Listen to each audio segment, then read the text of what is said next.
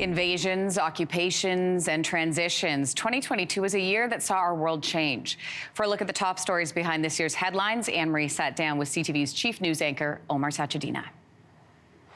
Omar, thanks for doing this with us. Thanks for having me. This year in review, let's start at the beginning of the year. And boy, did we ever start off running. January, we saw the convoy go across the country. They land in Ottawa.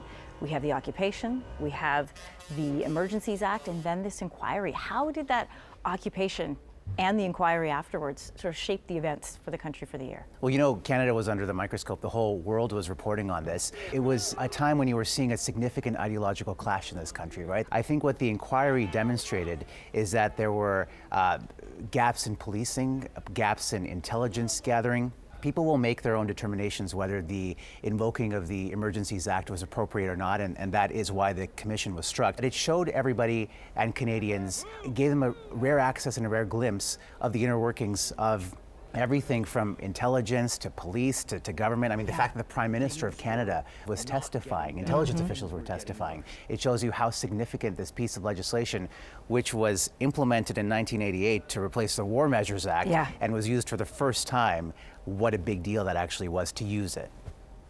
I want to jump to February next. We have Russia invading Ukraine. That story is still ongoing. You spent some time over there.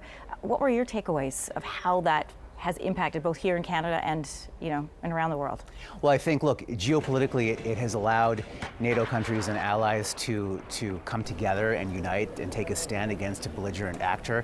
I think everybody's wondering how long this will actually last. You know, there were real fears of a nuclear war in the beginning, but the response, it has been aggressive, but it's also been graduated. You are dealing, in this case, with Russia, which is a nuclear power. So if you go too strong, too quick, that could elicit a reaction from the other side. At the same time, people are suffering, and they're suffering in horrible, horrible ways. I mean, the video that has emerged, the accounts that we've been hearing about, the fact that, people and families have been separated, there's no way to put a positive spin on war. It destroys everybody's lives. People, as they go through the first full winter of this war, our top of mind is, how far will Putin go, and when will these atrocities finally end? And we're going to see that carry on into 2023. In March of this year, this historic delegation of Indigenous peoples travels to Rome. They ask the Pope for an apology, and that apology comes on Canadian soil in July. I want to remind everybody about what was said. I humbly beg forgiveness for the evil committed by so many Christians against the Indigenous peoples. How significant was it to have this apology on Canadian soil? Well, look, Call to Action 58 is for this apology to occur, and this is the significant part of this, not just for an apology to happen, but for that apology to happen on Canadian soil where the suffering endured. There were 150,000 Indigenous children who were separated from their families and forced into residential schools. I think the fact that, His Holiness was able to come to Canada, obviously he's of a certain age, he was frail, he made that apology on home soil, is significant. I think people are, giving him credit for doing that. However, there is criticism that the apology didn't go far enough, that the language that he used was not specific enough. The fact that the Pope used strong language, he said that this was, evil, but he still didn't acknowledge, sexual abuse that happened at residential schools. And he also, some felt, didn't take account for the institutional responsibility. This is more than just a few bad apples, in his words. This was an institutional issue that happened against these children, and that needs to be acknowledged. Another big story that affected every Canadian in this country, and that is the economy. We had 7 interest rate hikes. We have a cost of living increases in food. Everything costs more. Food, gas, everything.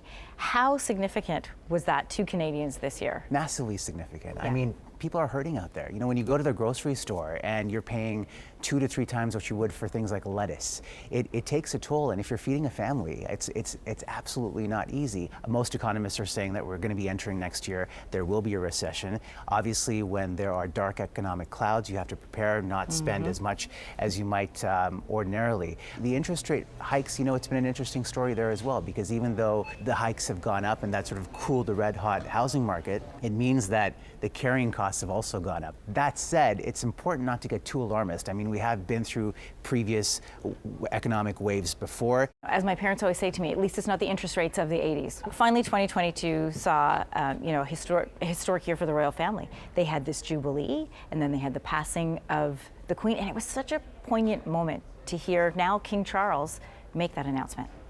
I'm here today at a time of great personal sorrow as we mark the death of my beloved mother after a life most faithfully dedicated to the duty to which she had been called. So this was an event that you and I traveled to London. We were able to cover some of that together.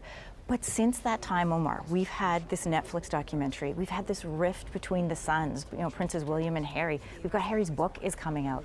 And then we look ahead to Charles' actual official coronation coming in May. I mean, they've had huge change to this family and really their relationship with us here in Canada.